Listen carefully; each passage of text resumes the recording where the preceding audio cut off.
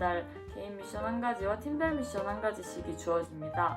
개인 미션 같은 경우에는 자기가 가장 자신 있는 형태로 게시물을 제작을 하면 되는데, 저는 주로 그래서 카드뉴스로 주어지는 주제에 맞춰서 게시물을 제작을 했습니다. 기자단으로서 개별 미션과 팀 미션으로 매달 미션지를 수행했는데요.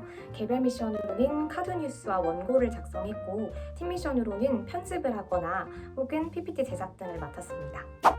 사람들에게 정기안전의 중요성을 알릴 수 있는 개인 미션인 영상과 카드뉴스 제작 및 평소 지키조 팀원들과의 회의를 통한 팀 미션 영상 제작을 해왔습니다.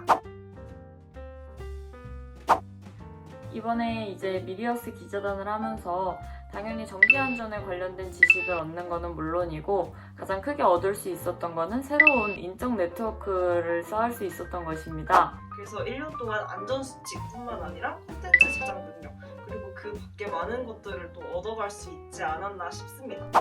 매달 계절에 맞게 지금 우리가 눈여겨봐야 하는 정기안전 수칙에 대해 조사하고 이를 풀어서 사람들에게 재밌는 컨텐츠로 만드는 능력이 계속 발전하기 때문에 이런 능력들을 얻을 수 있다고 생각합니다.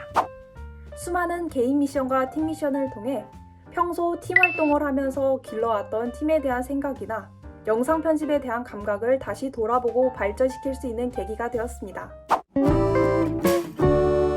저는 인턴 면접을 진행할 때 일단 기자단에서 했던 활동들을 매번 매 질문마다 언급했던 것 같습니다.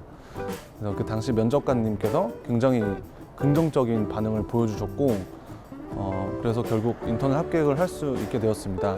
그래서 그 후에 인턴 활동을 하면서도 이제 직원들과 대화를 하면서 제가 기자단 활동을 했다고 하면은 안전공사 엘리트 코스를 밟았다면서 그런 칭찬도 해주시기도 하셨습니다.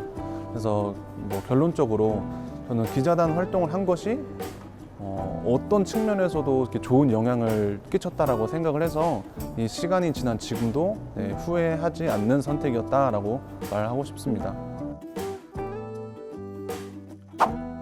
저는 이제 4학년이라서 처음에 미디어스에 지원을 하기가 조금 망설여졌었습니다. 왜냐면은 너무 바쁠 것 같다고 생각을 해서 조금 고민을 하다가 지원을 했는데, 1년 동안 이제 학교 생활과 병행하면서 그래도 잘 마무리할 수 있어서 굉장히 뿌듯하게 생각을 하고 오래 기억에 남을 것 같습니다.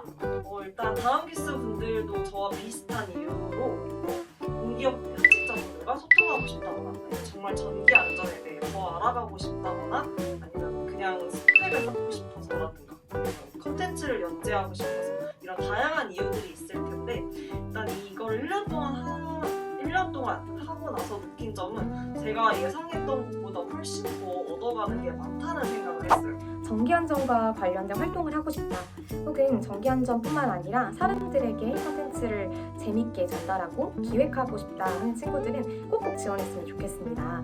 본인의 능력을 훨씬 성장시킬 수 있는 좋은 기회니까 모두들 너무 재밌게 활동도 하면서 자신의 능력도 길러나가는 시간이 되었으면 좋겠습니다.